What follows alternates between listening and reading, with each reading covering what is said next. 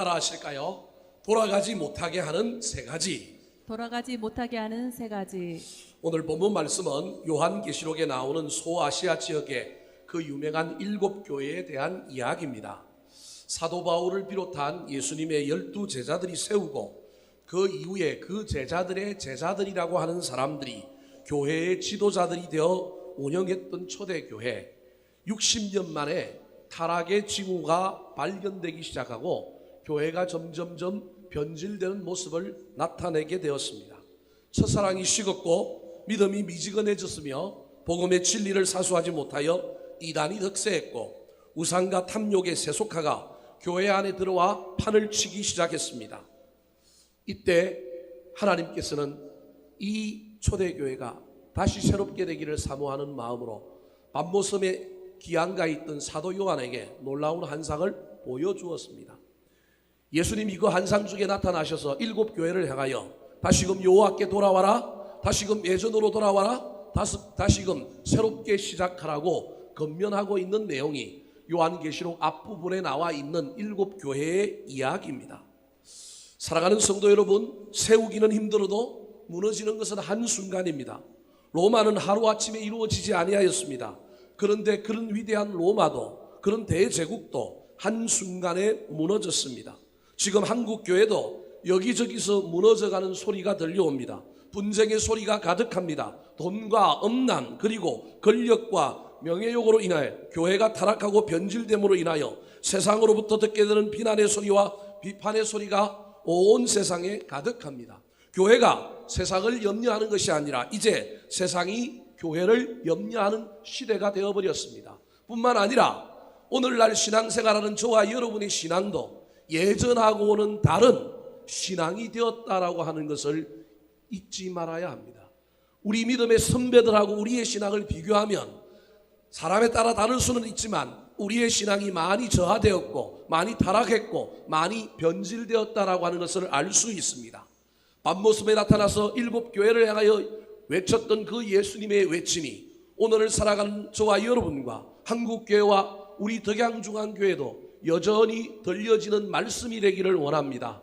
다시금 원래 자리로 돌아와라, 다시금 여호와께로 돌아가자, 다시금 하나님께로 돌아가자, 다시금 첫사랑으로 돌아가자고 하는 그 놀라운 음성에 귀를 기울이시고 돌아가시고 회복하시고 처음 자리로 가는 저와 여러분이 되었으면 좋겠습니다. 안 그러면 오늘 본문에서 예수님께서 말씀하신 것처럼 촛대를 옮기실지도 모릅니다. 촛대가 옮겨지면 큰일 납니다. 더욱 엎드리고 남이 아닌 나에게 더욱 예리한 잣대를 적용하여 남의 허물을 탓하기 전에 우리의 허물과 부족함 그리고 우리의 실수와 내 눈에 덜불을 인정하고 겸손히 하나님께로 주께로 돌아가는 저와 여러분이 되었으면 좋겠습니다. 문제는 이 소아시아 지역, 지금 터키 지역에 있는 이 7교회가 이 주님의 명령을 잘 듣고 돌이켜서 오늘날까지 살아있지 못하더라도 그 시대만이라도 그 교회가 명맥을 유지하고 아름답게 회복되었으면 좋았을 터인데 그 교회들이 돌아가지 못했습니다. 지금은 터키 성지순례를 가면 그 흔적들만 남아있는 교회가 되었습니다. 왜 그들이 돌아가지 못했을까요? 돌아가게 하는 것을 막는 것들이 있었습니다. 그들이 돌아가기 위하여 넘어가야 할 장애물이 있었습니다. 그것을 극복하고 넘어가지 못했기 때문에 그렇습니다. 오늘을 살아가는 저와 여러분도 이 땅에서 살아가면서 우리가 여호와께로 돌아가고 다시 첫사랑을 회복하고 다시금 기본으로 돌아가기 위하여 반드시 넘어가야 할 장애물 극복해야 될 것이 있음을 잘 기억하여서 오늘 본문 말씀을 상고할 때 소아시아 지역의 7교회들과 같은 전천을 밟지 않고 우리는 이 장애물을 극복하고 주께로 돌아가는 아름다운 신앙인들 다 되시기를 예수님의 이름으로 축원합니다. 자, 그렇다면 우리를 하나님께로 여호와께로 돌아가지 못하게 하는 것, 우리가 극복해야 될 장애물은 어떤 것이 있을까요? 첫 번째로 따라 하시겠습니다. 변질되면 안 됩니다. 변질되면 안 됩니다. 모든 살아있는 것은 변하기 마련입니다. 변하지 않는 것은 죽은 것입니다. 그런데 변화의 방향은 늘 두 가지라고 하는 사실을 잊어버리지 마시기 바랍니다. 첫 번째 변화의 방향은 좋은 방향입니다. 그 방향에는 무엇이 나타나느냐 하면 성장과 성숙이 나타납니다. 이건 좋은 변화입니다. 그런데 또 다른 변화가 있는데 그건 나쁜 변화입니다. 나쁜 변화는 어떤 변화가 나타나느냐 하면 변질이 나타납니다. 썩는 것이 나타나는 겁니다. 저와 여러분의 삶에 성장과 성숙이 있는지 아니면 변질되고 썩어 문드러져 가고 있는 것이 있는 것은 없는지 살펴보아야 합니다. 예수님께서 부활 성천하시고 그의 12제자들과 바울 사도에 의하여 세워진 초대교회의 설립 연도는 AD 32년에서 35년 정도였습니다. 예루살렘 교회를 시작으로 안디옥 교회, 그 이후에 소아시아 지역과 터키, 그리스, 로마에까지 지중해 연안을 따라서 초대교회들이 세워지고 부흥 성장하기 시작했습니다. 그런데 오늘 본문의 배경이 되는 사도 요한이 밤모섬에 기양을 가서 환상을 보고 기록하고 있는 요한계시록이 기록된 연대는 AD 95년 정도였습니다. 초대교회가 생기기 시작한 것이 AD 32년, 지금 이 편지를 쓰고 있는 것이 AD 95년이니 약 시기가 얼마 정도 지났냐면 60년 정도 시간이 흐른 겁니다. 60년이라고 하는 세월의 무게 앞에 초대교회에 변질이 일어난 거예요. 초대교회가 무너지기 시작한 것입니다. 물론 계시록에 나오는 7교회 중에 칭찬만 받은 교회도 있고 책망만 받은 교회도 있고 칭찬과 책망을 함께 받은 교회도 있습니다. 칭찬만 받은 교회는 2교회고 책망만 받은 교회도 있습니다. 저와 여러분이 7교회의 이 놀라운 이야기를 통하여 교회뿐만 아니라 저와 여러분의 삶에도 이런 현상이 일어나고 있다는 사실을 기억해야 합니다. 그렇다면 이 7교회가 받았던 책망을 분석해보면 그 책망은 크게 3가지 변질로 요약됩니다. 첫 번째 변질이 무엇일까요? 사랑의 변질입니다. 4절 말씀 같이 읽겠습니다. 시작. 그러나 너를 책망할 것이 있나니 너의 처음 사랑을 버렸느니라. 초대교회 7교회가 소아시아 지역에 있던 7교회가 책망받았던 것을 잘 살펴보면 3가지 변질이 있는데 그 첫 번째가 사랑의 변질이라는 거예요. 4절에 그러나 너를 책망할 것이 있다니 너의 처음 사랑을 버렸노라. 버렸다라고 하는 말 속에 변질되었다라고 하는 말이 있습니다. 사랑이 없는 것은 아닙니다. 사랑이 있긴 해요. 그런데 그 사랑이 어떤 사랑이라고요? 변질된 사랑이라는 거예요. 그런데 그 사랑을 갖고 있는 사람은 그 사랑이 변질된 줄도 모르고 난 사랑하고 있다, 내 안에 사랑이 있다, 그렇게 말하는 것입니다. 사랑의 치명적인 약점은 사랑이 변한다는 것입니다. 그냥 변하기만 하는 것이 아니라 변질되기 때문에 그렇습니다. 1년 전에 제가 20단지를 운동삼아 돌기 시작했습니다. 정문 앞에 빵집 하나가 있는데 그 빵집 근처에서 젊은 애 둘이 딱 붙어 있는 거예요. 그래서 아이고 저 보기도 민망해서 아이고 언제 떨어지려나 걱정을 하면서 한 바퀴 돌고 오면 떨어지겠지 갔겠지 하고 한 바퀴를 돌고 왔는데 이번에는 붙어있던 애들이 요만큼 떨어져 있어요. 한 아이는 저기 신한은행 근처에, 한 아이는 저기 정문 근처에서 서로 바라보면서 빠이빠이 하고 막 서로 안 가고 그러고 있는 거예요. 아이고 드디어 떨어졌구나. 이제 한 바퀴 더 돌고 오면 얘들이 집을 갔을 것이다 생각하고 한 바퀴 돌고 왔는데 얘네들이 간 게 아니라 또 어떻게 하고 있어요? 또 붙어 있는 거예요. 이를 어쩌나. 쟤네들이 진짜 좋아하는 모양이네. 헤어지기가 아쉬워서 저러고 있구나. 그래도 저러면 길에서 저러면 안 되는데 갔으면 좋겠는데 그런 마음을 가지고 기도하는 마음으로 한 바퀴 더 돌고 오면 이제 집에 가기를 원합니다. 그렇게 소망하며 한 바퀴 돌고 왔더니 이번에는 아예 퍼질러 앉아서 손을 꼭 붙잡고 계단에 앉아서 있는 겁니다. 재미난 것은 제가 그때 3바퀴를 돌면서 그 아이들을 유심히 봤기 때문에 그 아이들 얼굴을 다 기억하는데 3달 만에 롯데마트 1층에 있는 롯데리아에서 이 2 녀석이 서로 다른 2 아이와 똑같은 짓을 하고 있다는 놀라운 사실을 발견하게 되었습니다. 사랑이 3개월을 못 갔습니다. 물론 젊은 아이들의 이야기지만 오늘날의 이 사랑의 문제가 이런 것입니다. 가정을 이루고 있는 저와 여러분도 사랑하여 남편을 만났고 아내를 만났지만 그때 콩깍지가 씌어서 사랑이 얼마나 뜨거웠는지 모릅니다. 그런데 그 사랑이 오래가지 못하고 조금 지나니까 그 사랑이 시들시들해져 버려서 이제는 시들시들 정도가 아니라 왼수가 되어서 저 인간 하면서 왼수처럼 대합니다. 왼수로만 여겨도 괜찮은데 조금만 지나면 뭐 쳐다보시 할까요? 소, 닭 쳐다보듯이 합니다. 왼수는 그나마 뭐가 있느냐면 사랑이 남아 있어서 나를 채워주기를 원하고 나에게 무엇인가 해주기를 원하는 마음이 있기 때문에 미워하는 미움과 정오 속에는 반대로 뭐가 담겨 있냐면 사랑이 담겨 있지만 이제는 소, 닭 쳐다보듯이 할 때는 소망이 없는 겁니다. 결혼이라고 하는 제도 속에 부부라고 하는 그런 쇼인도 부부로 살아가지만 그냥 있든지 없든지 맹숭맹숭 쳐다보고 있는 상태가 되는 것입니다. 비단 이 이야기가 우리 인간의 이야기만이 아니라 하나님과 우리 사이의 영적인 문제라고 하는 사실을 저와 여러분이 기억해야 합니다. 사랑하는 성도 여러분, 지금 저와 여러분은 하나님을 뜨겁게 사랑하고 있습니까? 사랑하면 이 사랑이 커져가야 되는데, 사랑이 깊어져야 하는데 옛날보다 못한 사랑 가지고 지금 살고 있지는 않습니까?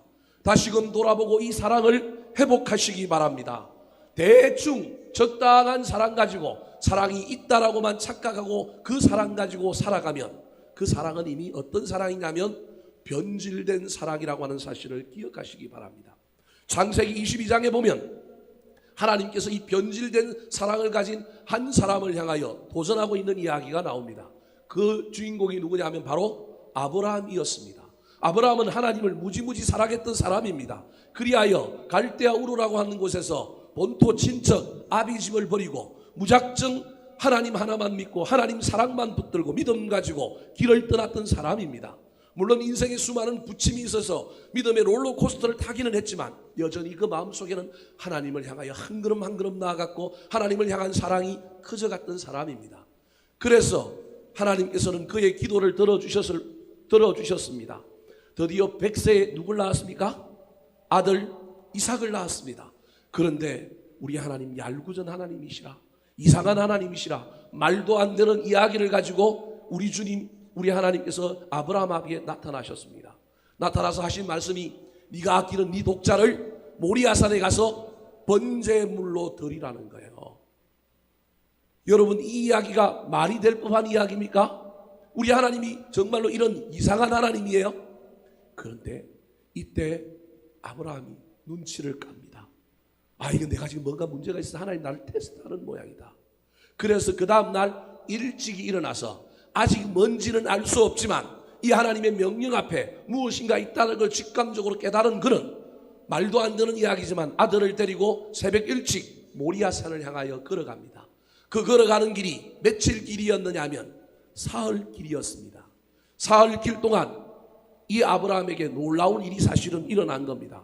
회복이 일어난 겁니다. 치유가 일어난 겁니다. 그래서 그가 모리아산 중턱에 이르렀을 때 함께 갔던 두 종들을 남기면서 그 종들에게 이렇게 얘기합니다. 내가 이 아이를 데리고 가서 이 산에서 하나님께 예배하고 아이와 함께 뭐 하겠다? 내려오겠다. 분명히 번제로 바치라 그랬으면 죽여서 제물로 바쳐야 되는데 같이 내리고 오겠다라고 하는 이 말 속에 아브라함의 놀라운 문제 해결이 일어난 겁니다. 아, 이건 테스트다. 하나님이 지금 나한테 묻고 있는구나. 사흘 동안 그가 놀라운 경험을 한 겁니다. 하나님이 지금 나한테 내 주인이 누구냐? 네가 여전히 나를 사랑하느냐? 아들 독자를 너한테 줬더니만 그 아이 키우는 바람에 나를 향한 사랑은 온데간데 없고 온통 그 아들을 향하여 네 마음이 거기 다가 있는데 하메나 저메나 기다리고 어릴 때는 어린아이 키우느라고 기다려줬는데 이 아이가 여전히 장성해져 가고 있는데도 네 마음이, 네 사랑이 식어져 버렸구나. 하나님이 나를 테스트하고 있다는 사실을 아브라함이 깨달은 겁니다. 그래서 이건 테스트야. 순종하면 하나님이 분명히 길을 열어주실 거야. 그 믿음 가지고 종들에게 선포하고 올라가서 나무를 펴놓고 아들을 그 위에 올려놓고 칼을 들어 그 아이를 죽이려고 할 차에 우리 하나님이 급하게 개입하셔서 아브라함에게 하신 말씀이 무엇입니까? 아브라함아, 내가 내 아들 내 독자라도 아끼지 아니하였으니 이제야 내가 나를 뭐 하는 줄 아노라? 사랑하는 줄 아노라. 저와 여러분, 이 아브라함의 이야기 속에서 순종이라고 하는 테마를 가지고 이 이야기를 읽고 있지만 하나님이 아브라함에게 제일 마지막으로 한 이야기는 무슨 이야기라고요? 사랑에 대한 이야기였다고 하는 사실을 저와 여러분이 다시금 생각해야 합니다. 아브라함이 그로 말미암아 믿음의 조상이 되었습니다. 사랑을 잃어버리지 않고 사랑을 회복했기 때문에 그가 믿음의 조상이 되었고 위대한 신앙의 인물이 되었다라고 하는 사실을 기억하시기 바랍니다. 사랑하는 성도 여러분, 오늘날 한국교회 안에 사랑을 잃어버렸습니다. 하나님이 세상을 이처럼 사랑하사 독생자를 주셨으니 하나님이 교회를 사랑하셨지만 교회보다 뭘 더 사랑하셨느냐 하면 세상을 사랑하셨습니다. 초대교회, 한국의 초대교회 교인들은 그래서 세상에 있는 사람들을 사랑하여 때로는 그 집에 가서 일도 해주고 김치도 담아주고 구전일도 해주고 손해도 보고 사랑을 많이 베풀었습니다. 그런데 이제 그 사랑이 한국교회 안에 없습니다. 오늘날 한국교회 안에 성도들이 믿지 않는 사람들을 향하여 발품을 팔고 노력을 봉사하고 물질을 드리고 돈을 드리는 경우들이 그렇게 많지가 않습니다. 없다고는 할 수 없지만 사라져버렸습니다. 우리 교회 교인들도 가슴을 얹고 생각해 보시고 목사인 저도 가슴을 얹고 이 말씀을 준비하며 생각해 볼 때 우리가 뭘 잃어버렸구나? 사랑을 잃어버렸구나. 그런데 우리는 사랑이 있다고 생각합니다. 그래서 하나님이 사랑이 있지. 근데 그 사랑은 무슨 사랑? 변질된 사랑. 사랑하는 성도 여러분, 우리 안에 사랑이 변질되었음을 기억하시기 바랍니다. 그래서 교회 안에서도 저와 여러분이 누군가를 향하여 사랑받기만을 바라지 사랑하기를 원하지 않습니다. 교회 밖에 있는 저 죽어가는 사람들을 향하여도 우리가 사랑해야 되는데 그거라도 못하며 교회 안에 있는 사람을 향하여도 사랑해야 되는데 사랑이 아니라 우리는 도리어 미워하고 다툽니다. 그래서 복음성가 바꿔야 합니다. 당신은 사랑받기에 태어난 사람이 아니라 당신은 뭐 하기에 태어난 사람? 사랑하기에 태어난 사람이라고 2절을 1절로 바꾸고 불러야 합니다. 사랑하는 성도 여러분, 주께로 돌아가고 싶습니까? 우리의 믿음이 다시 회복되고 싶습니까? 이 사랑이 회복되어야 합니다. 하나님과의 나의 관계에서 이 사랑이 회복되고 하나님의 사랑을 내가 충분히 받을 때 내가 이 사랑 가지고 또 사람들을 향하여 나아갈 수 있습니다. 사랑이 없는 것은 아니지만 부분적으로 저와 여러분에게 사랑이 있고 교회 안에도 사랑이 있지만 그 사랑이 변질되었다고 하는 사실을 잘 기억하여서 변질되지 않은 사과, 그 사과가 맛있잖아요. 사과가 변질됐으면 잘라버려야죠.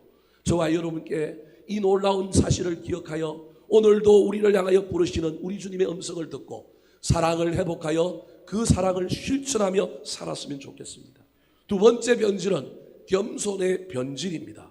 6절 말씀, 15절 말씀 같이 읽겠습니다. 시작. 오직 내게 이것이 있으니 내가 니골라 당의 행위를 미워하는도다. 나도 이것을 미워하노라.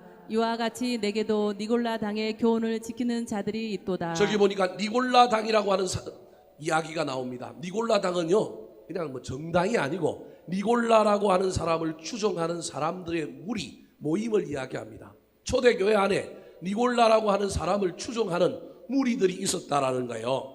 6절은 에베소 교회를 향하여인데 그 무리들을 에베소 교회는 물리쳐서 지금 뭐 하고 있느냐 하면 칭찬받고 있는 거예요. 그런데 15절은 버가모라고 하는 교회를 향하여 책망하고 있는 말씀인데 이 버가모 교회는 이 니골라 당을 추종하는 사람들이 무리한테 교회가 점령당해 버린 거예요. 교회가 흔들려 버린 거예요.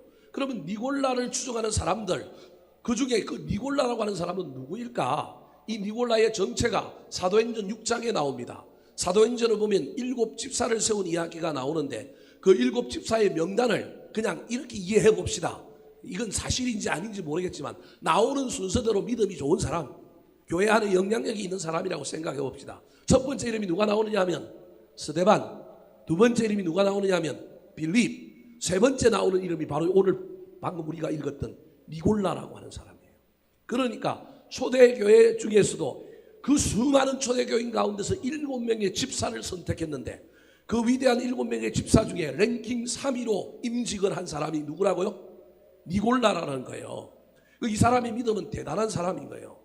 겸손으로 시작한 사람이요 헌신으로 시작한 사람이었는데 어느 날 그가 뭘 잃어버렸느냐 하면 겸손을 잃어버리고 그를 추종하고 그를 따르는 사람 때문에 이 사람이 기고만장하여 사람을 이끌기 시작하였을 때 그가 어디에 올라버렸느냐 하면 하나님의 자리에 올라버린 거예요.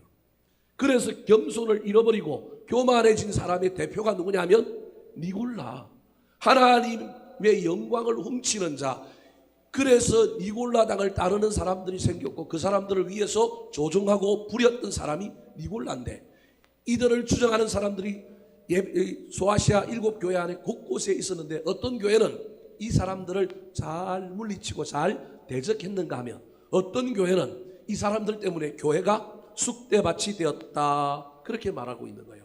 그래서 지금 니골라당을 하나님이 미워한다 그러면서 심지어 그들을 뭐라고 얘기하냐면 이단이다라고까지 표현하고 있는 것입니다. 니골라는 신앙 좋은 사람이었습니다. 그런데 그가 왜 변했느냐 하면 교만이 찾아오니까, 사람들에게 인정받고 영광 받으려고 하다 보니까 그가 그만 겸손해서 변질되어 교만으로 갔기 때문에 그렇습니다. 교만하면 하나님 못 만납니다. 교만하면 절대 하나님께 돌아갈 수 없습니다. 사랑 잃어버린 것도 하나님께 돌아갈 수 없을 뿐만 아니라 교만하면 돌아가지 못한다는 사실을 잘 깨닫고, 저와 여러분이 변질되지 않고 이 변질의 장애물을 넘어서 여호와께로 돌아가려면 사랑도 회복하시고 겸손도 회복하시기 바랍니다. 또 하나 회복해야 될 것인데, 세 번째가 바로 어떤 변질이 초대교회 안에 일어났느냐 하면 섬김의 변질이 일어났습니다. 섬겨야 할 자리에서 섬기지 않고 직분을 받았음에도 불구하고 초대교회 7집사로 니골라로 가는 사람이 세워져서 그 직분을 받았는데 그 직분 가지고 성도들을 섬기고 구제하는 데 쓴 것이 아니라 그 직분이 엉뚱한 곳에 쓰였다, 섬기지 않고 도리어 군림했다, 그렇게 말하고 있는 것입니다. 사랑하는 성도 여러분, 우리 가운데 변질은 없습니까? 다시금 살펴봅시다. 사랑을 회복하고 겸손을 회복하고 섬김을 회복합시다. 회복하지 않으면 하나님의 놀라운 경고의 메시지가 우리에게 임할 수도 있습니다. 5절 말씀 같이 읽겠습니다. 시작. 그러므로 어디서 떨어졌는지를 생각하고 회개하여 처음 행위를 가지라. 만일 그리하지 아니하고 회개하지 아니하면 내가 내게 가서 내 촛대를 그 자리에서 옮기리라. 무엇을 옮긴다고요? 촛대를 옮긴다. 하나님의 임재, 하나님의 영광, 하나님의 동행하심, 하나님의 임마누엘이 떠난다 말하고 있습니다. 이미 교만해서 나 혼자 살고 있는 사람은 아무 위협이 되지 않는 말씀일지 모르겠지만, 적어도 신앙생활하는 양심 있는 우리 그리스도인이라면 우리는 우리 힘으로 살지 않습니다. 촛대가 옮겨지면 큰일 납니다. 아직 우리 가운데 촛대가 있음을 믿으시고 그 촛대를 붙들고 주님, 내가 회복하겠습니다. 변질되지 않겠습니다. 성숙과 성장이라고 하는 변화로 나아가겠사오니 첫사랑 회복하게 하여 주시옵소서. 겸손을 회복하게 하여 주시옵소서. 섬김을 회복하게 하여 주시옵소서. 기도하며 나아가는 저와 여러분 되시기를 예수님의 이름으로 축원합니다. 두 번째로 여호와께로 돌아가게 하고 돌아가지 못하게 하고 우리를 첫사랑의 자리, 기본의 자리로 돌아가지 못하게 만드는 것이 무엇이 있을까요? 우리가 넘어가고 극복해야 될 또 다른 장애물입니다. 따라 하시겠습니다. 세속화를 경계해야 합니다. 세속화를 경계해야 합니다. 세속화라고 하는 것은 세상의 방식이 어디 안에 들어온 거냐면 교회 안에 들어와서, 우리 그리스도 안에 들어와서 교회의 삶을, 교회의 문화를, 우리 그리스도인들의 가치를 바꾼 것을 가리키는 말이 세속화입니다. 여러분, 교회가 세상을 변화시켜야 합니다. 너희는 빛이라, 너희는 소금이라. 그래서 우리는 세상을 비춰야 하고 이 안에서 거룩한 가치, 거룩한 문화를 만들어서 세상에 소망을 줘야 합니다. 그래서 세상이 무너지고 세상이 악해도 사람들은 교회를 바라보면서 그래도 너희가 희망이다, 너희가 대안 세력이다, 그렇게 말해야 되는데 오늘날 문제는 그게 아니라 세상에서 쓰고 있는 식가 방식이, 세상의 모든 가치들이 어디로 들어와 버렸느냐 하면 교회 안에 들어와서 교회가 세상하고 똑같아졌다고 하는 문제가 생겼습니다. 그 세속화의 첫 번째 주범이 무엇이냐 하면 바로 돈입니다. 오늘날 돈은 만몬이라고 하는 신이 되어버렸습니다. 교회 안에서 돈 문제 이야기하면 성도들은 싫어합니다. 왜냐하면 돈 이꼴 헌금이라고 생각하기 때문에 그렇습니다. 그런데 돈 이야기를 하지 않으면 좋아하지만 신앙의 핵심을 건드리지 않고 가는 거기 때문에 문제가 있습니다. 자본주의 시대를 살아가는, 고난이 없고 핍박이 없는 이 시대에 저와 여러분은 오로지 무엇을 향하여 달려가느냐 하면 예수 믿는 목적도 돈이요, 저와 여러분이 예수 믿는 목적도 복이라고 하는 놀라운 사실 앞에 저와 여러분의 삶이 바꿔져 가고 있다는 사실을 기억해야 합니다. 저와 여러분이 예수를 믿고 예배하는 목적이 무엇입니까? 복받기 위하여 예수 믿습니까? 그러면 교회 오지 마시고 딴 데 가십시오. 내가 예수를 잘 믿었더니 하나님 나에게 복을 주시는 것, 그것은 괜찮습니다. 그런데 우리가 신앙생활을 하고 있는 그 모든 것을 전부 다 떼어놓고 그냥 딱 하나만 놓고 보니까 저와 여러분의 삶에 돈 많이 벌고 잘 살고 잘 먹는 것이 신앙생활하는 목표다. 여러분, 그러면 이 기독교는 잘못된 기독교입니다. 이 기독교는 문제가 있는 기독교입니다. 저와 여러분이 신앙생활하고 있는 방향이 잘못됐고 틀렸습니다. 여러분, 우리는 구원을 얻기 위하여, 우리는 십자가를 지기 위하여, 이 땅에 하나님의 영광을 위하여 신앙생활하는 것이지 나 혼자 잘 먹고 잘 살기 위하여 신앙생활하는 것이 아닙니다. 그래서 여러분, 반드시 저와 여러분의 신앙을 뭐와 견주어 봐야 하느냐 하면, 자본주의 시대에 살아가고 있는 저와 여러분의 삶 속에 내가 돈을 포기할 수 있느냐? 내가 돈을 포기하고 하나님을 붙들 수 있느냐? 돈이 아니라 내가 하나님이 주인이라고 믿고 사느냐? 내가 좀 가난해도 내가 하나님만으로 붙들고 살 수 있느냐? 그때 하나님이 복을 주실 거라니까요. 저와 여러분의 삶에 이 돈 문제를 반드시 해결해야 됩니다. 아직도 이 돈 문제가 해결되지 않고 신앙생활하는 사람들이 얼마나 많이 있는지 모릅니다. 오늘 본문에도 돈 문제가 해결되지 않는 한 사람에 대한 이야기가 나옵니다. 그 놀라운 주인공인데 구약의 인물입니다. 2장 14절 말씀 같이 한번 읽어볼까요? 시작. 그러나 내게 두어 가지 책망할 것이 있나니 거기 내게 발람의 교훈을 지키는 자들이 있도다. 발람이 발락을 가르쳐 이스라엘 자손 앞에 걸림돌을 놓아 우상의 제물을 먹게 하였고 또 행음하게 하였느니라. 자, 저기 보니까 초대교회 안에 세 번째 교회였던 버가모 교회를 이야기하는데, 버가모 교회 안에 어떤 책망받을 일이 있었느냐 하면 발람의 교훈을 지키는 자들이 있다라는 거예요. 그러면 발람의 교훈이 뭐냐? 지금까지 얘기했잖아요. 발람의 교훈은 뭐예요? 돈을 숭상하는 거라는 거예요. 그럼 왜 발람의 교훈이 돈을 숭상하는 거냐? 구약의 이야기를 좀 알아야 합니다. 구약에 이스라엘 백성들이 출애굽하여 1세대가 강야에서 방황하다가 하나님께 불순종함으로 다 죽었어요. 2세대가 일어나서 드디어 여호수아를 앞세우고 어디로 들어가려고 하느냐면 가나안 땅으로 들어가려고 합니다.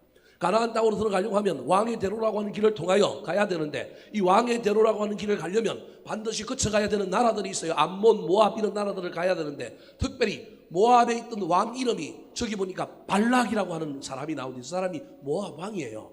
근데 이 왕이 이스라엘 백성들이 두렵고 무서울 뿐만 아니라 저 백성들이 사라졌으면 좋겠어요. 그래서 그가 낸 꾀 중에 하나가 있는데, 그 당시 중건동 지역에 가장 영험한 주술사가 하나 있었는데 그 사람이 누구냐 하면 발람이라고 하는 사람이에요. 이 주술사, 이 선지자를 불러서 돈을 많이 주고 난 다음에 높은 곳에 올라가서 이스라엘 사람들이 보이는 그곳을 바라보면서 뭐 하라고 요구했느냐 하면 저주해달라고 그러는 거예요. 그래서 그 저주가 영향력이 있어서 이스라엘 백성들이 벌을 받고 하여튼 사라지게 만들어서 이 모압 나라가 안전해질 뿐만 아니라 자기들의 유익을 누리고 싶어서 돈을 많이 보낸 거예요.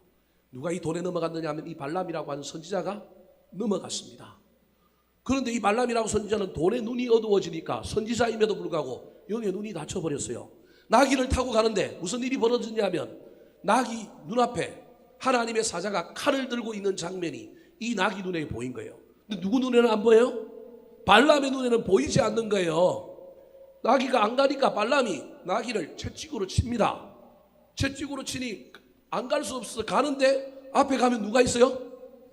여호와의 사자가 칼을 들고 있으니까 죽을 것 같으니까 이 나귀가 또 뺍니다. 그랬더니 또 때리는 거예요. 아프니까 가야 되니까 이 나귀가 최종적인 타협점을 찾은 것이 있는데, 이 여호와의 사자가 중앙에 서 있으니까 어디로 가려고 그러는가요? 옆으로 샛길로 가려고 가다 보니까 이 담벼락에 타고 있던 이 발람이라고 하는 선지자 발이 부딪힌 거예요. 그러니까 발이 아프니까 인간은 자기가 아프면 남 생각 안 하고 자기만 생각하잖아요. 그래서 채찍을 들고 이 나귀를 두드려 팬 거예요. 이놈 이 나귀가 왜 이러느냐고. 그랬더니 나귀가 열받아서 뚜껑이 열려고 벌떡 일어나고 나귀가 입을 열어서 말을 하기 시작한 거예요. 나귀가 말하는 사건이 성경에 나오는데, 나귀가 뭐라고 얘기하느냐면 발람을 향하여 내가 네 말을 안 들은 적이 있냐고. 여태껏 너를 태우고 다니면서 서라고 하면 서고 가라고 하면 가고 내가 말 잘 들었는데 내가 너한테 지금 말을 안 듣는 건 이유가 있다라는 거예요. 네 눈이 있으면 한번 쳐다보라는 거예요. 그때 발람의 눈이 열어 딱 보니까 누가 있어요? 여호와의 사자가 칼을 들고 있는 거예요. 그러니까 이 나귀가 갈 수 없어서 마지막으로 최종 선택한 것이 샛길로 가려고 하다가 발이 담벼락에 부딪혀서 아팠는데 그것도 모르는 이 발람은 나귀를 두드려 팬 거예요. 왜 나를 3번이나 때리냐고 그렇게 엉겨붙은 거예요. 이때 이 주의 사자를 만난 이 발람이 하나님의 음성을 듣고 저주하지 말고 뭐 하라 그래요? 축복하라 그래요. 그래서 발람이라고 하는 모압의 왕이, 발락이라고 하는 모압의 왕이 이 발락 선지자에게 5번이나 또 돈을 더 주고 꼬셔가지고 높은 산에 올라가서 이스라엘 백성들을 바라보면서 저주하라 그랬는데 저주한다 그래놓고 발람이 뭐 해버려요? 축복을 해버려요. 그러니까 이 발람이 이긴 것처럼 보이잖아요. 잘한 것처럼 보이잖아요. 근데 오늘 본문에는 저 발람의 교훈을 따르는 자들이 이 소아시아 7교회 가운데 있었다라는 거예요. 그러면 무슨 일이 일어났을까? 그 이후에 발람이 돌아가는데 발락이라고 하는 왕이 다시 보내가지고 당신 보고 저주하라고 그러지는 않을 테니까 우리한테 저 이스라엘을 이길 수 있는 뭘 달라고요? 전략깨를 달라고 이야기한 거예요. 그러면서 또 돌을 엄청나게 민 거예요. 그러니까 이 발람이 돌에 넘어간 거예요. 자기는 뭐만 안 하면 돼? 저주만 안 하면 돼. 그럼 나는 내가 한 게 아니야. 그랬는데 돈에 넘어가 가지고 이스라엘 백성들을 혼란에 빠뜨릴 놀라운 계책 하나를 알려줬는데 그게 뭐냐면 미디안 여자들이 그 당시에 이쁜 여자들이었고 성전에서 그들의 성전에서 창녀 노릇을 하는 여자들이 있었는데 그 여자들을 동원해 가지고 이스라엘 남자들을 꼬드긴 거예요. 그래서 그들을 음란하게 만들고 그들이 섬기는 신전에 가서 우상의 음식을 먹게 만들 뿐만 아니라 심지어 그들이 개종하여 이 우상을 섬기는 성도들이 되게 만든 거예요. 이 이야기가 왜 엄청난 이야기냐 하면 모세 시절에 모세가 시내산에 올라가서 십계명을 받고 돌아올 때 이스라엘 백성이 밑에서 금송아지를 만들어 놓고 우상 숭배했단 말이에요. 그때 하나님 너무 열받아가지고 이스라엘 백성들 다 죽이고 모세 하나만 살려놓고 다른 민족을 일으켜서 그 민족의 지도자가 되어서 하나님께서 가나안 땅 가시겠다 그랬어요. 그래서 이스라엘 백성들을 멸절시키려고 그랬다는 거예요. 근데 그게 1세대에 일어났던 이야기가 2세대에 동일하게 일어난 이야기가 바로 이 이야기인 거예요. 하나님 보시기에 똑같은 이야기가 일어난 거예요. 그럼 하나님은 똑같이 이 백성들을 어떻게 해야 되냐면 또 죽여야 되는 거예요. 그래서 연병이 일어나서 막 많은 사람들이 다 죽어가고 있을 때 1세대 때는 레위인들이 일어나서 3,000명을 죽인 것처럼 이 2세대 때는 비느하스라고 하는 제사장이 일어나서 이 음란했던 사람들을 죽이는 일로 하나님의 징계가 멈춰지게 되는 거예요. 쉽게 이야기하면 이 발람의 깨로 말미암아 이스라엘 백성 전체가 뭐 할 뻔했느냐 하면 몰락할 수밖에 없었던 위기에 봉착했던 사건이 민수기 25장에 나오는 이야기예요. 이때 나오는 사람이 발람이라는 거예요. 이 발람이 돈에 넘어가서 하나님의 뜻과 다른 삶을 사는 사람들의 대표가 된 거예요. 그것이 바로 오늘 2장 14절에 나오는 발람의 교훈을 쫓는 사람이라는 겁니다.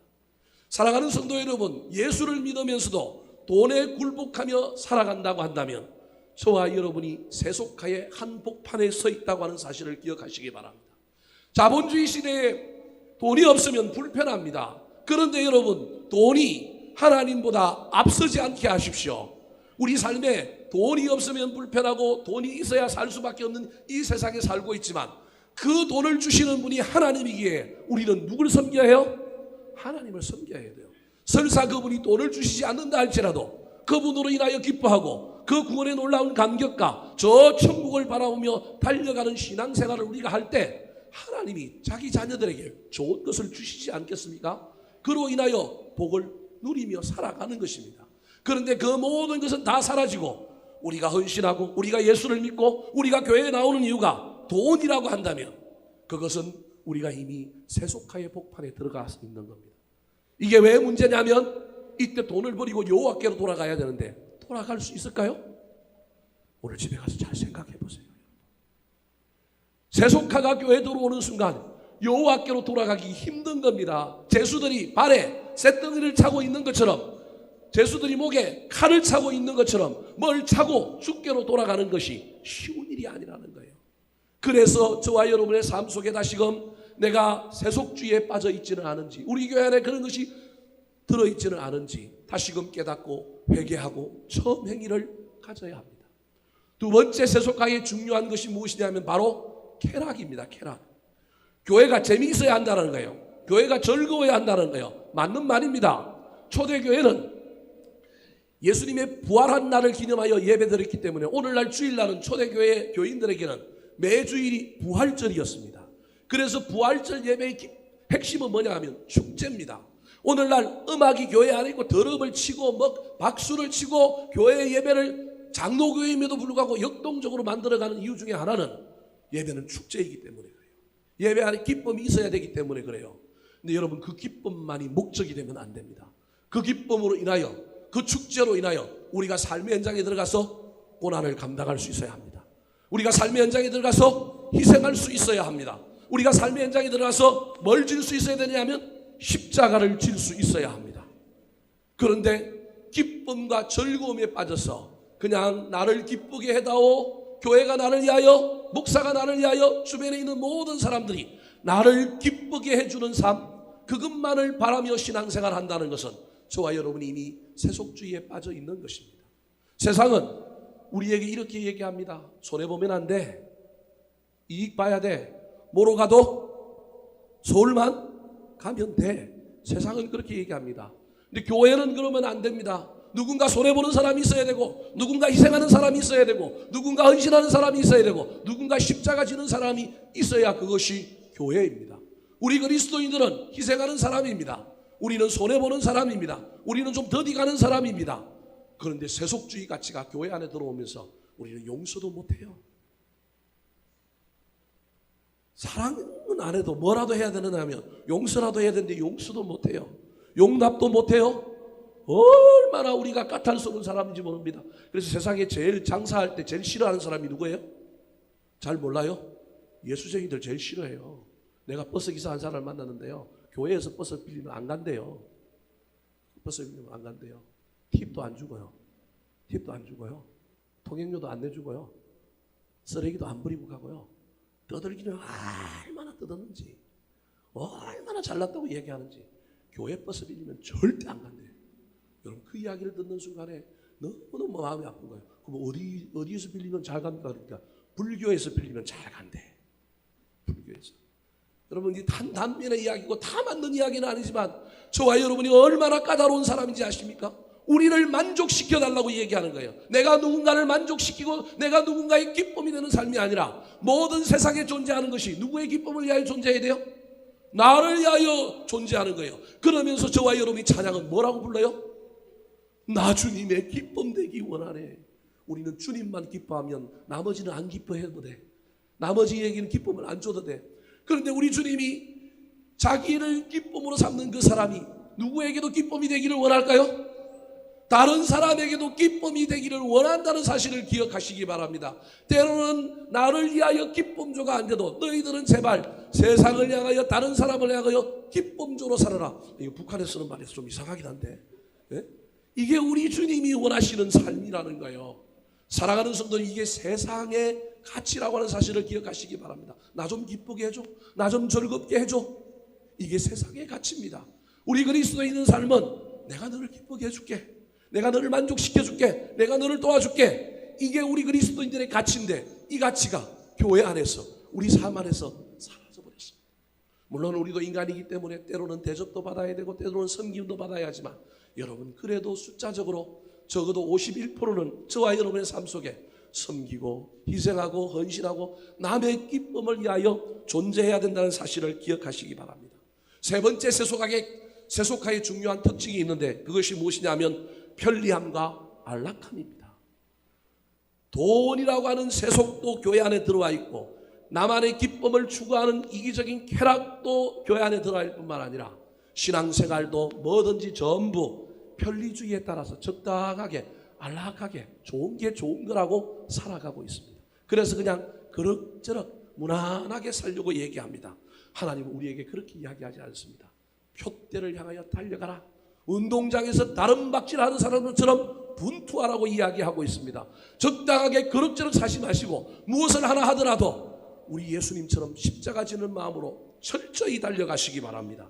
빌립보서 3장 18절 19절 말씀입니다. 시작. 내가 여러 번 너희에게 말하였거니와 이제도 눈물을 흘리며 말하노니 여러 사람들이 그리스도의 십자가의 원수로 행하느니라. 그들의 마침은 멸망이요 그들의 신은 배요 그 영광은 그들의 부끄러움에 있고 땅의 일을 생각하는 자라. 사도 바울이 빌립보 교회 교인들을 향해 쓰는 편지입니다. 내가 여러 번 너희에게 말했는데 너희들이 안 들으니 이제는 내가 눈물을 흘리며 이야기한다. 제발 너희들은 그리스도의 십자가의 원수로 살지 마라. 그리스도의 십자가의 원수로 사는 삶이 무엇인지를 19절에 설명하고 있는데, 첫 번째가 그들의 신은 뭐라고요? 배라는 거예요. 다르게 이야기하면 배부름을 추구하는 신, 배부름의 신, 안락함의 신, 편안함의 신, 그 신을 붙들고 사는 삶은 십자가의 원수라는 거예요. 또 다른 것이 있는데 그 두 번째가 뭐예요? 그 영광은 그들의 뭐라고요? 부끄러움이다. 영광을 추구하며 사는 삶, 자기의 영광을 위하여 사는 삶, 그건 십자가의 원수라는 거예요. 세 번째가 뭐라고 얘기하고 있어요? 땅의 일을 생각하고 하늘의 일, 위의 것 생각하지 않고 땅의 일만 생각하는 것, 그거 십자가의 원수라는 겁니다. 여러분, 저 모든 것이 다 편안하게, 안락하게, 적당하게 그렇게 살자는 겁니다. 사랑하는 성도 여러분, 위대한 일을 하지 아니하여도 좋습니다. 나에게 맡겨진 일을 최선을 다하여 저와 여러분이 영적인 용사가 되어서 전투하듯이 열심히 사시기 바랍니다. 십자가 정신 가지고 십자가의 삶을 향하여 달려갑시다. 돈과 쾌락과 편안함을 쫓아다니면 그 끝은 멸망이라고 조금 전에 빌립보서에서 말씀했습니다. 사랑하는 성도 여러분, 십자가 없는 복음은 가짜입니다. 예수를 믿고 좋은 일도 있지만 예수를 믿고 구원에 이르기까지 숱한 어려움과 고통과 고난이 있다고 하는 사실을 잊어버리지 마시기 바랍니다. 그때 십자가 지고 돌파하는 겁니다. 표대를 향하여 달려감으로 말미암아 저와 여러분이 다시금 주께로 돌아가고 세속의 가치를 단호하게 끊어버리고 하늘의 가치를 붙들고 살게 되시기를 예수님의 이름으로 축원합니다. 마지막으로 주께로 여호와께로 돌아가게 하는데 방해하는 것이 무엇일까요? 따라하시겠습니다. 스스로 속아 착각 속에 살면 큰일 납니다. 스스로 속아 착각 속에 살면 큰일 납니다. 스스로 속아 착각 속에 산다라고 하는 말은 영적인 분별력과 통찰력을 잊어버려서 깨어있어 자기를 살펴보지 못하고 그냥 난 괜찮아, 난 문제없어. 제가 이걸 늘 여러분에게 말하는 또 다른 단어가 있잖아요. 어제 받은 은혜로 뭘 살아요? 오늘을 사는 사람들의 특징인 거예요. 난 괜찮다는 거예요. 오늘 본문에도 그 이야기가 나옵니다.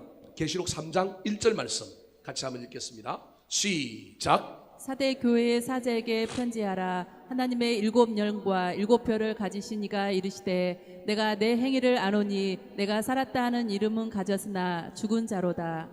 사대 교회를 향한 책망입니다. 너는 살았다고 하는데 내가 보기엔 넌 뭐했다?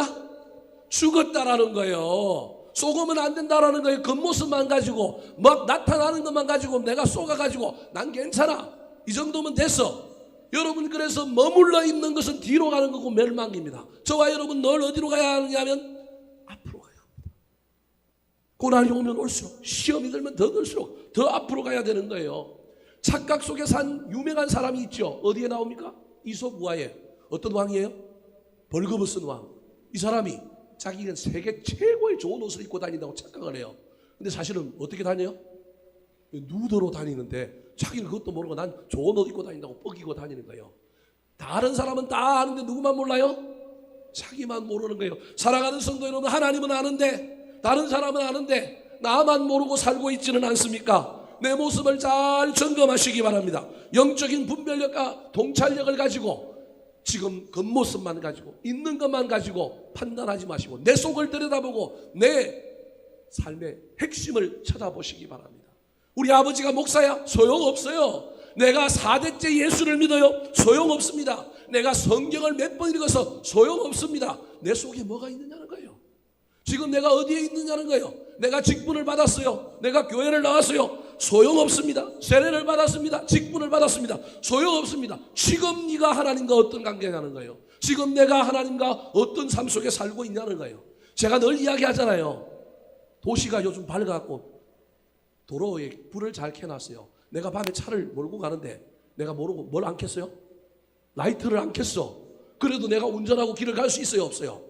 갈 수 있어요. 내가 라이트 안 켰지만 교회가 불 켜놓고 있는 거예요. 여러분, 그래서 제가 다른 그때 이야기합니다.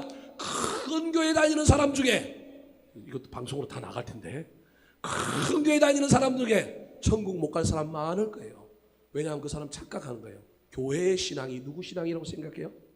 자기 신앙이라고 생각해요. 좋은 목사님 밑에서 신앙생활 한다고 막 자랑하는 사람이 있어요. 그 사람 좋은 성도죠. 그 목사를 따라갈 가능성이 많으니까, 그 목사에게 도전받고 배울 가능성이 많으니까. 그런데요, 좋은 목사 밑에 신앙생활 한다고 그 사람이 다 좋은 성도는 아닙니다. 누구는 불을 켜놨느냐 하면 목사는 말씀에 불을 켜놨는데 누구나 안 켤 수 있어요? 자기는 안 켤 수 있어요. 착각하는 거예요. 목사님이 불 켜놨으니까 누구도 켰다고? 나도 켰다고 착각하는 거예요, 여러분. 그런데 고난이 옵니다. 가로등이 꺼졌어요. 한란이 옵니다. 문제가 옵니다. 그러면 안 겁니다. 내가 불을 켰는지 안 켰는지. 가다가 불 안 켰으니까 자빠지고요, 길을 헤매고요, 사고가 나고요, 문제가 생기는 거예요. 내가 불을 켜야 되는데, 내가 은혜를 받아야 되는데, 내 안에 내가 살아있어야 되는데 나는 살아있지 않고 그러는 거예요. 계시록 3장 17절 말씀 같이 읽어볼까요? 시작. 내가 말하기를 나는 부자라 부요하여 부족한 것이 없다 하나 내 공고한 것과 가련한 것과 가난한 것과 눈먼 것과 벌거벗은 것을 알지 못하는도다. 여러분 보십시오. 부자라고 하지만 실속은 네가 안에는 아무것도 없다. 너 너무 가난하다. 너 벌거벗었다. 너 그거 알지 못하느냐?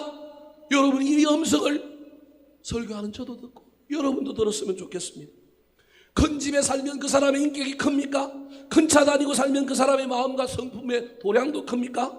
목사가 강단에서 옳은 말만 한다고 그 목사가 옳은 사람입니까? 여러분 착각하지 마십시오. 이영기 목사가 핏대를 막 하고 지금 오늘 막 이런 막 메시지를 한다고요, 제가 어려운 사람일까요? 그 말 한다고 그 사람이 그 말처럼 사는 것은 아닐 수도 있다는 거예요. 돌아봐야 합니다. 나를, 내가 지금 어디에 있는가, 내가 어떻게 살고 있는가 살펴보아야 합니다. 사랑하는 성도 여러분, 그래서 날마다 저와 여러분 바울 사도의 고백처럼 그 위대한 바울 사도도 멈추어 있지 않고 늘 자기를 바라보고 자기를 점검하면서 다시금 앞을 향하여 달려가려고 애를 썼습니다. 빌립보서 3장 13절 14절 말씀 시작. 형제들아 나는 아직 내가 잡은 줄로 여기지 아니하고 오직 한 일 즉 뒤에 있는 것은 잊어버리고 앞에 있는 것을 잡으려고 표대를 향하여 그리스도 예수 안에서 하나님이 위에서 부르신 부름의 상을 위하여 달려가노라. 사람의 시선으로 나를 보지 말고 하나님의 시선으로 나를 보십시오. 나를 하나님 앞에 세우시고 직면시키시기 바랍니다. 그래서 내 속에 있는 것과 내 알맹이가 어떤지를 잘 살펴보십시오. 착각하여 그냥 그렇게 살아가다가 큰일 납니다. 십자가를 배우지만 말고 십자가를 지시기 바랍니다. 기도를 배우지만 말고 기도를 하십시오. 예배를 보는 자가 되지 말고 예배를 드리는 자가 되시기 바랍니다. 내가 지금 현재 어디 서 있는지를 잘 깨닫고 하나님 나에게 영적인 분별력을 주십시오. 통찰력을 주십시오. 기도하는 가운데 떨어진 것을 확인해야 합니다. 부족한 것을 발견해야 됩니다. 그래서 주님 앞에 회개하고 다시금 돌아가는 저와 여러분의 남은 생애가 되시기를 예수님의 이름으로 축원합니다. 한번 따라 하실까요? 돌아가지 못하게 하는 세 가지. 돌아가지 못하게 하는 세 가지. 변질되면 안 됩니다. 변질되면 안 됩니다. 세속화를 경계해야 합니다. 세속화를 경계해야 합니다. 스스로 속아 착각 속에 살면 큰일 납니다. 스스로 속아 착각 속에 살면 큰일 납니다. 기도하겠습니다. 하나님 아버지, 살다 보니 나도 모르는 사이에 변했습니다. 잘 믿고 신앙생활 잘한다고 그랬지만 어느 순간에 내 안에 사랑이 변질되었습니다. 주여, 다시금 사랑이 회복되기를 원합니다. 겸손이 회복되기를 원합니다. 섬김이 회복되기를 원합니다. 알고 보니 내가 주님을 섬긴다고 했는데 돈을 섬겼습니다. 알고 보니 내가 주님을 위하여 십자가를 지며 달려간다고 생각했는데 나만의 기쁨을 위하여 누군가가 나를 채워주고 나를 인정해 주기를 바라며 신앙생활을 했을 뿐만 아니라 그럭저럭 평범하게 멈추어져 있는 신앙생활을 했습니다. 주여, 이제 다시금 영적인 분별력과 통찰력을 가지고 나를 점검하고 어디서 떨어졌는지를 살펴보고 표대를 향하여 달려가기를 원하오니 주여 오셔서 앞에서 이끌어 주시옵소서, 뒤에서 밀어 주시옵소서. 그리하여 다시금 여호와께로 돌아가게 하여 주시고 다시금 하나님 앞에 처음 사랑 회복하며 살아가는 2018년 되게 하여 주시옵소서. 감사드리옵고 우리를 구원하신 예수님의 이름으로 기도하옵나이다. 아멘.